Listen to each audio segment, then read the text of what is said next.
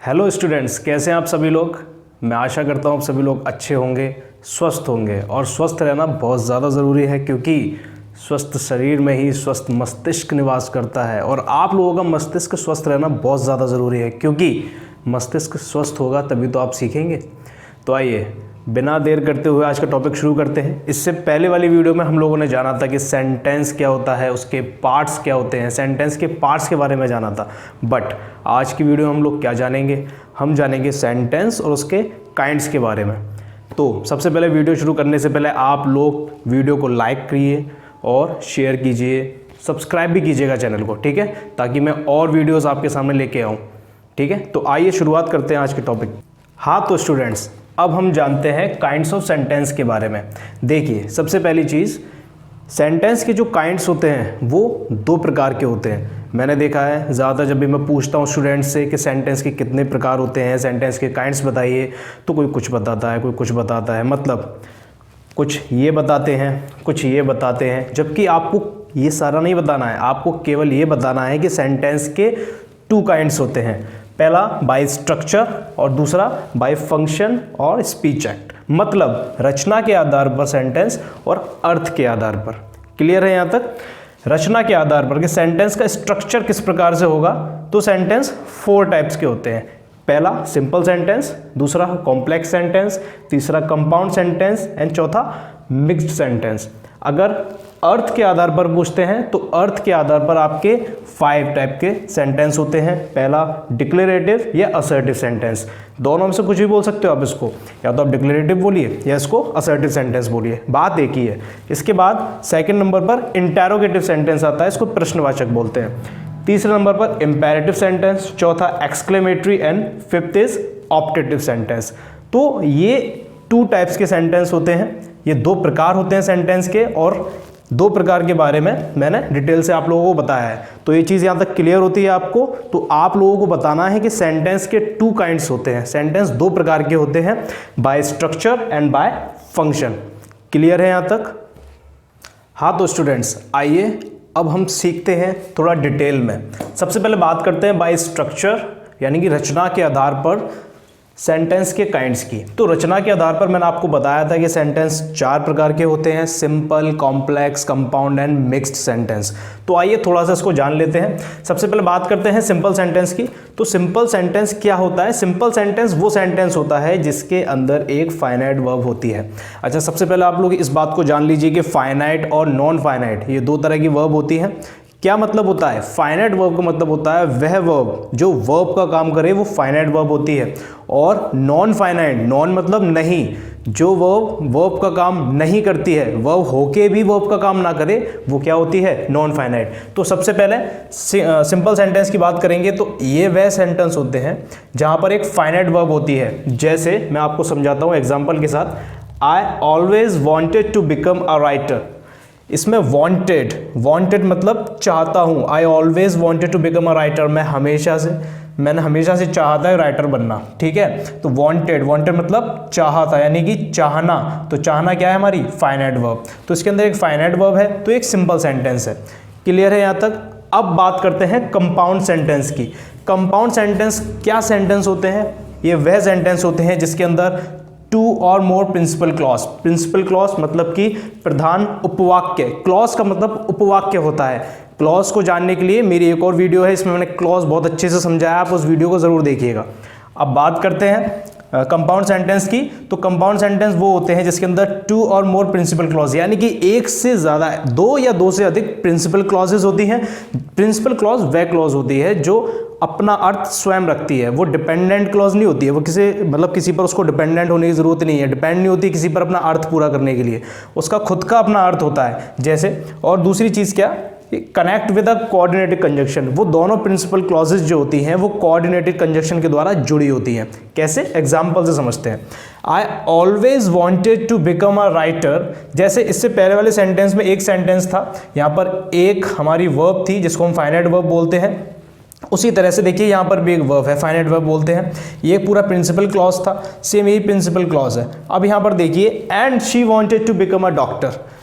और एंड ये हमारा कोऑर्डिनेटिंग कंजक्शन है जिसके द्वारा इस दूसरी क्लॉज को भी साथ में जोड़ दिया गया है, she wanted to become a doctor.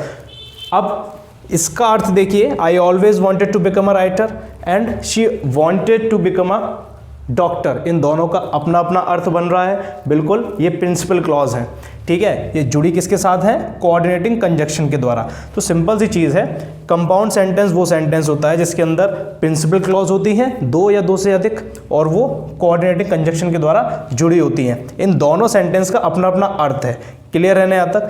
अब बात करते हैं कॉम्प्लेक्स सेंटेंस की। तो कॉम्प्लेक्स सेंटेंस कौन से सेंटेंस होते हैं जिसके अंदर कम से कम एक प्रिंसिपल क्लॉज जरूर होगी। क्लियर? प्रिंसिपल क्लॉज वही क्लॉज होती है जो अपना अर्थ रखती है, और साथ में क्या होता है? वन और मोर सबऑर्डिनेट क्लॉज, मतलब सबऑर्डिनेट क्लॉज। सबऑर्डिनेट क्लॉज वह क्लॉज होती है जो अपना अर्थ पूरा करने के लिए प्रिंसिपल क्लॉज पर डिपेंड रहती है, ठीक है। इसका खुद का अर्थ नहीं होता है। जैसे एग्जाम्पल से समझेंगे, आई नो, ये यहाँ पर आई नो मैं जानता हूँ, that you always wanted to be a writer. अब यहाँ पर you always wanted to be a writer, तुम हमेशा से राइटर बनना चाहते थे, तुम हमेशा से राइटर बनना चाहते थे, ये इसका पूरा अर्थ है, यानी कि प्रिंसिपल क्लॉज है। अब यहाँ पर देखिए, आई नो दैट, मैं जानता था।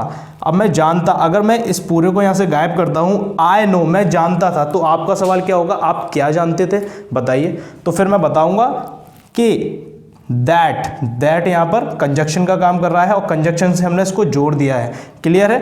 तो जो डिपेंडेंट क्लॉज है, मतलब कि आपकी जिसको हम सबऑर्डिनेट क्लॉज बोलते हैं, तो सबऑर्डिनेट क्लॉज यहाँ पर जुड़ी हुई है दैट के साथ, कंजक्शन के साथ, और एक प्रिंसिपल क्लॉज से अपना अर्थ ले रही है, मतलब कि हेल्प ले रही है अपना अर्थ प्रकट करने के लिए। तो क्लियर है? कॉम्प्लेक्स सेंटेंस वो सेंटेंसेस होते हैं जिसके अंदर एक प्रिंसिपल क्लॉज और साथ ही साथ एक या एक से अधिक सबऑर्डिनेट क्लॉज होती है। यहाँ तक क्लियर है?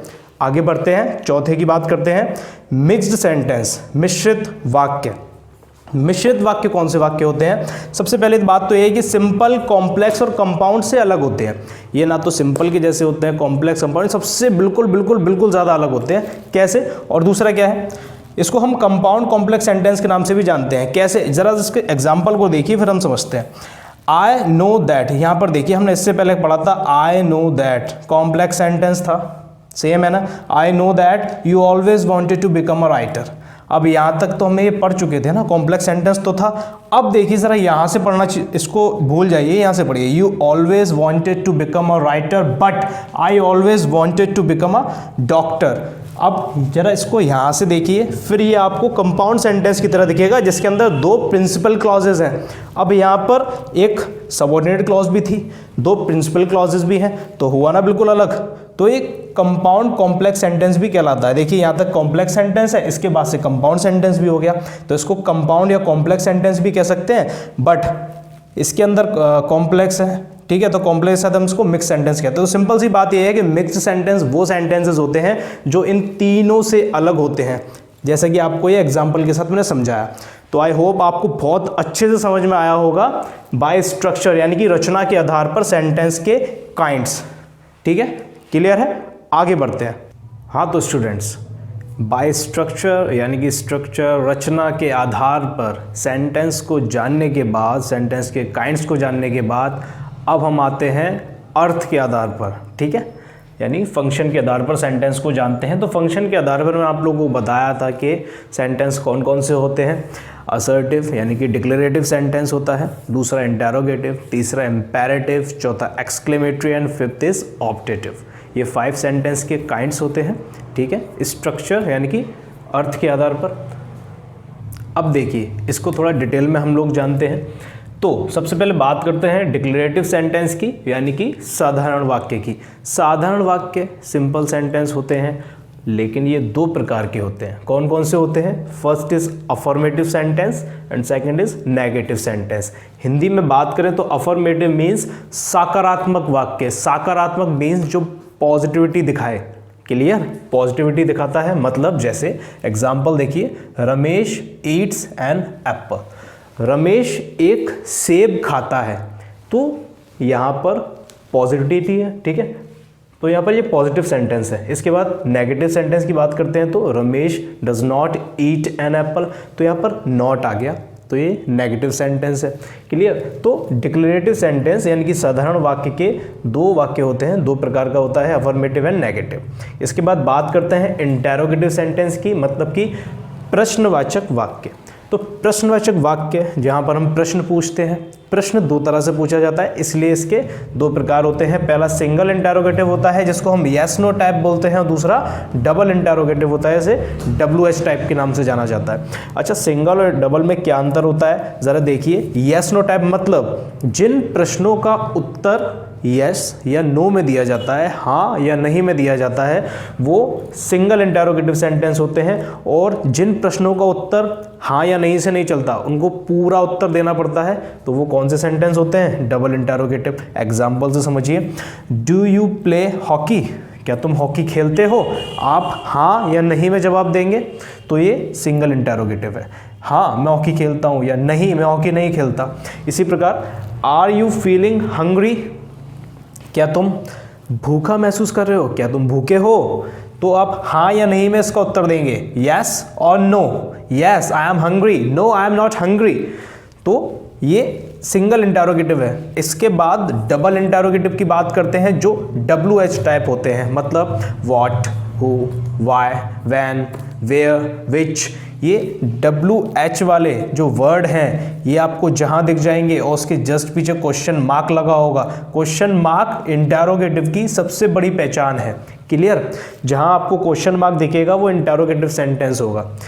इसके बाद WH मतलब मैंने आपको बताया था डबल इंटेरोगेटिव, जिसका आंसर यस या नो में देने से काम नहीं चलता, उसका पूरा उत्तर देना पड़ता है। जैसे कि वेयर डू यू लिव, तो क्या आप इसका आंसर यस या नो में देंगे? यस या नो मतलब ही नहीं बनता, आपको पूरा उत्तर देना पड़ेगा। Where do you live? I live in Agra, I live in Kanpur, I live in Delhi. जहाँ भी आप लोग रहते हो, तो वेयर डू यू लिव आप पूरा बताएंगे। When did you come from Kolkata? आप कोलकाता से कब आए? तो आपको इसका पूरा उत्तर देना पड़ेगा। यस या नो में आंसर नहीं चलेगा। ठीक है। तो इंटेरोगेटिव के दो kinds, single interrogative and double interrogative. हाँ तो स्टूडेंट्स, अब बात कर लेते हैं नेक्स्ट इंपेरेटिव सेंटेंस की। इंपेरेटिव सेंटेंस मीन्स आज्ञा सूचक वाक्य। तो इंपेरेटिव सेंटेंस में आपको क्या देखने को मिलेगा? यहाँ आपको तीन चीज पर फोकस करना है। पहला है ऑर्डर, दूसरा रिक्वेस्ट एंड तीसरा क्या है? एडवाइस। ये तीन चीजें आपको देखनी है। मतलब सेंटेंस में जहां पर भी आपको ऑर्डर, रिक्वेस्ट या एडवाइस दिखेगी, समझ रहे ना, वहां पर आपको क्या होगा? वहां इंपेरेटिव सेंटेंस होगा। इस बात का आपको क्या ध्यान रखना है। क्लियर। जैसे कि आइए एग्जाम्पल से समझते हैं।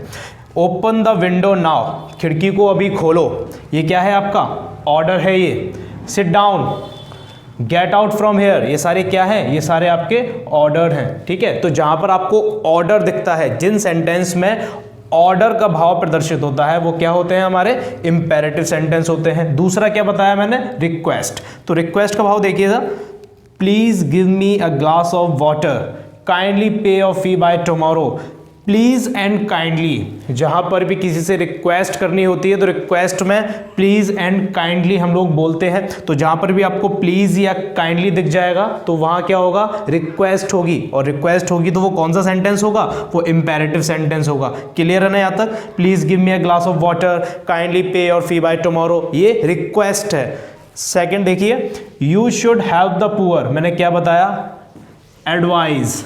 ठीक है। सलाह देना दूसरों को, तो जब भी सलाह का भाव प्रकट होता है, तो वहां क्या है? इंपेरेटिव सेंटेंस होता है।